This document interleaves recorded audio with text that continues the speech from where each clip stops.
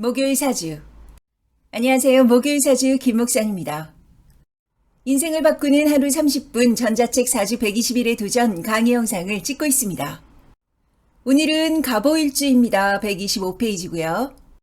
갑오일주 갑목 일간 기준입니다. 갑목 양목, 오화는 양화이지만 체용 변화에 의해서 오화는 음기운을 내포하고 있습니다. 그래서 음의 에너지가 내포되어 있어서 이상이 높고 사색적이고 예술성이 좋은 장점도 있죠. 갑목도 오화도 현침이기 때문에 당연히 예민하고요. 갑목에게 오화는 그런데 상관이에요. 내 안에 음의 에너지를 꺼내야 된단 말이에요. 상관의 성향은 일단 타인을 의식하는 거고요. 내가 어떻게 보여지느냐가 중요하고 그만큼 인정 욕구도 내가 인정받고 싶은 욕구도 강하다고 할 수가 있습니다. 규칙적이고 규범적인 것을 못 견뎌 하고요. 그래서 상관은 임기응변이 강하고 예술성이 좋다고도 해요. 그리고 갑오는 12운성으로는 사라고 하는데요. 죽을 사예요. 12운성의 사는 장목관 노강세 병, 사, 묘. 병들어서 묘에 들어가기 전에 가운데 껴있는 거예요. 말하자면 죽기 직전이라고 말씀을 드릴 수가 있는데요. 사는 죽었다가 아니라 죽는다죠. 어감이 달라요. 죽기 직전이에요. 그런데 상관이 사에 걸린 거예요. 상관은 튀어야 되고 뽐내야 되는데 죽게 생긴 거죠. 그래서 엄청 성격이 급해요. 빨리 죽기 전에 내가 뭘 좀 하고 싶거든요. 뭘 하고 싶을까요? 갑오는 사주 형상으로 보면 나무에 꽃이 폈다고 말씀을 드릴 수 있어요. 마치 벚꽃처럼 말이죠. 사람들이 와 하고 몰려드는 거예요. 예쁘다고. 갑오는 사람들이 왜 와 하고 나한테 몰려오는지 알아요. 내가 어떻게 하면 사람들이 좋아하는지를 알죠. 그러나 체용 변화로 오화는 양의 얼굴로 음의 성정을 가지고 있어서 막 나서지는 않아요. 때로는 말씀드렸듯이 사색적이고 또 예민하고 조용해도 보이죠. 그래서 어떤 면에서는 점잖다, 차분하다 하는 사람들도 있어요. 하지만 그 내면은 다르죠. 열정이 넘치고 크리에이티브가 높고 또 내 안에 재능을 꺼내고 싶어서 엉덩이가 들썩들썩 한단 말이에요. 마음은 너무 급하죠. 왜? 죽기 싫거든. 죽기 직전이거든. 빨리 내 재능을 꺼내야 되거든요.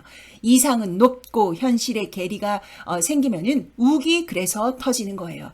그래서 갑오가 터지면 두 수를 못 보고 왁 터지는 거죠.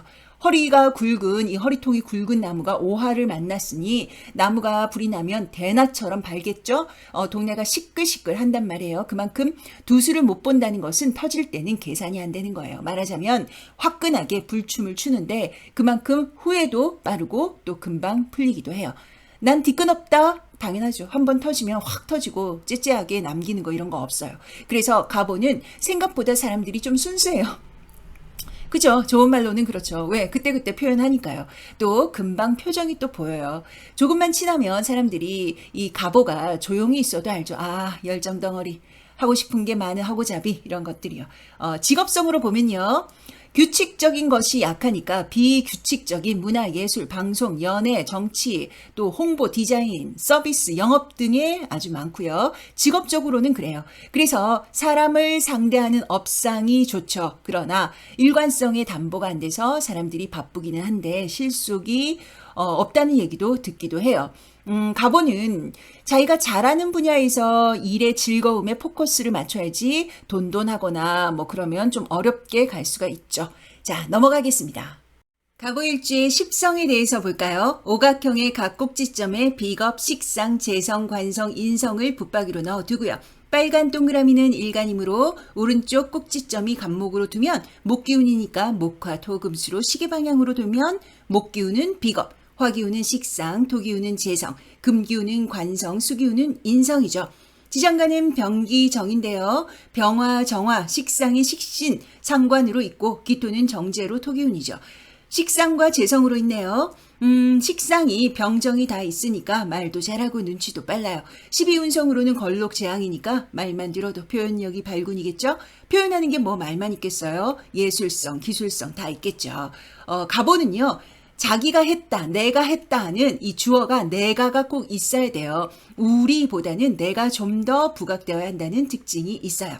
식상과 재성이 잘 되어 있으니까 갑오가 신약하다 그런다면 진짜 좀 남 좋은 일 시킬 수도 있겠죠. 목기운과 수기운이 잘 들어와야 된다 할 수 있습니다. 재성, 기토는요, 걸록으로 앉아 있어서 후원성이 좋고 재물복 자체는 괜찮아요. 그런데 갑오일주는 기본 12운성이 4이고 또 사는 사주팔자 8글자와 5행, 10성이 전체 타이틀이라고 할 수가 있어요. 그런데 이것이 아무리 재성이 걸록이라도 사에 갇혀 있으니까 잘 안 되는 거예요. 그리고 죽기 직전인데 지금 돈이 문제겠어요? 우프네요.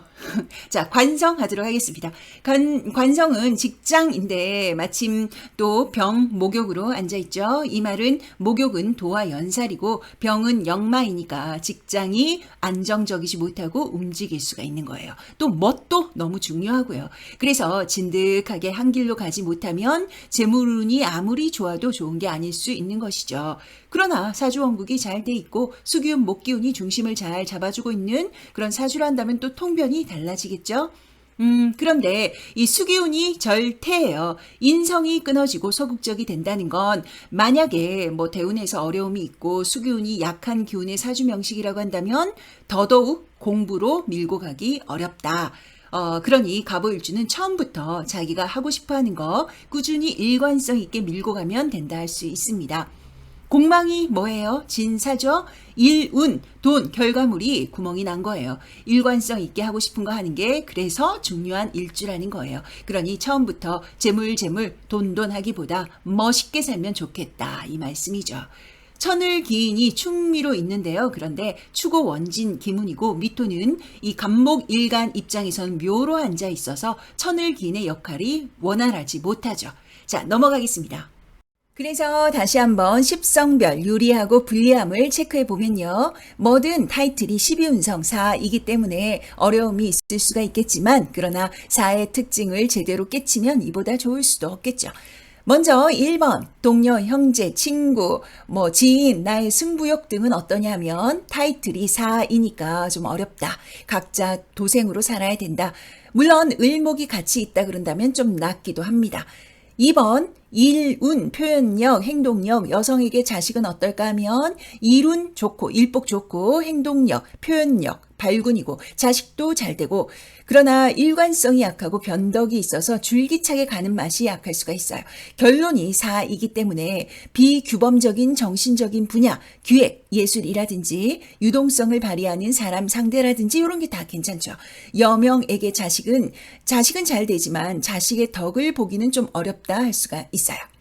3번 재물, 부친, 부인은 어떠냐 하면 지장간에 걸록이 있으니까 후원성 좋죠. 잘 괜찮지만 그러나 공망이라 무력은 강한데 실제적으로 남는 건 그닥이겠구나 라고 할 수가 있어요.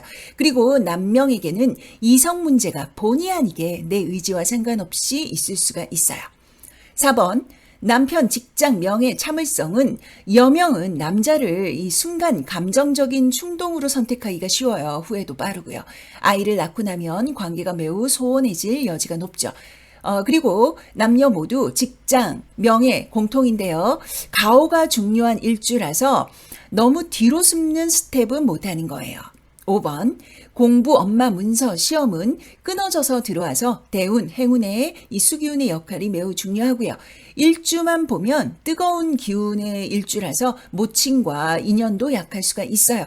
왜냐하면 수기운이 갑오에겐 엄마니까요. 전반적으로 볼 때 화기운을 잘 활용해서 꾸준히 가야 되는구나, 수기운이 잘 받쳐줘야 되는구나를 알 수가 있습니다. 갑오와 지지의 관계성을 볼까요? 인오술은 삼합이죠. 오하니까 인오술을 먼저 쓰고 여기에 방합으로 나열하는 거예요. 까만 글자는 붙박이 위치고요. 눈에 익히시고요. 보라색은 갑목이, 일간 갑목이 12지지와 만났을 때 어떤 역할을 하냐 해서 행운에서 또는 대운, 세운에서 이 글자들이 들어올 때 어떤 역할을 하나 볼 수가 있습니다. 조심해야 하는 글자는 이 밤송이 뾰족뾰족한 모양으로 표시를 했어요. 오화, 묘목, 신금, 진토, 자수, 축토이고요.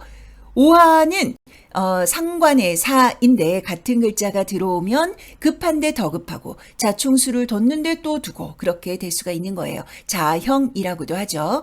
묘목은 오묘파예요. 너무 나서기, 지르기만 좀 자제한다 그런다면 어느 면에서는 나를 드러내는데 괜찮기도 해요.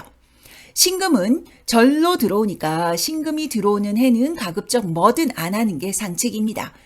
진토는 당화이긴 한데 역시나 너무 지르지만 않는다 한다면 쇠의 기운이라서 낫죠. 자수와 축토는 조심해야 하는 거예요.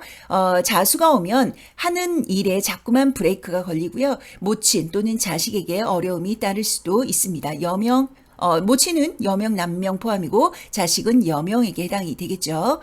축토는 원진 기문으로 무조건 내가 맞고 넌 틀리고가 될 수가 있어요. 예민성도 높아지는데 축토 행운에서는 현실 운용이 최고라고 하겠습니다. 나머지 갑오에게는 임목 괜찮죠? 술토 뭔가 나을 게 있죠. 받을 거라고도 할 수가 있고요. 사화는 오화의 조급성에 부릉부릉하면서 시동을 켜는 거예요. 자충수 조심해야겠죠. 미토는 이때 내가 현금화만 해두지 않는다고 한다. 뭐 팔아서 현금 만들지만 않는다 그런다면 괜찮다 말씀드릴 수가 있고요. 유금 게으른 와중에 저지르고 몰라. 그리고 또 저지르고 디테일이 약해질 수가 있습니다. 갑오가 유금이 올 때 잘 살펴야 되세요. 해수는 한 바구니에 담는 그런 형태의 투자, 거래, 약속 등만 하지 않는다 그런다면 터닝 포인트로 괜찮습니다. 갑오일주 한번 살펴봤습니다. 제가 추석 휴무라서 가족도 좀 챙기고 바빴어요. 이런 말씀 드리면 저희 가족, 친구들이 막 웃긴 하겠는데 비웃겠죠? 정확히는. 그래도 나름은 심리적으로는 그랬다고요. 박차를 가해서 이제부터는 속도를 좀 내보도록 하겠습니다. 자, 그럼 오늘은 인사드리고 금방 또 찾아뵙도록 하죠. 목요일 사주였고요. 저는 김목산입니다.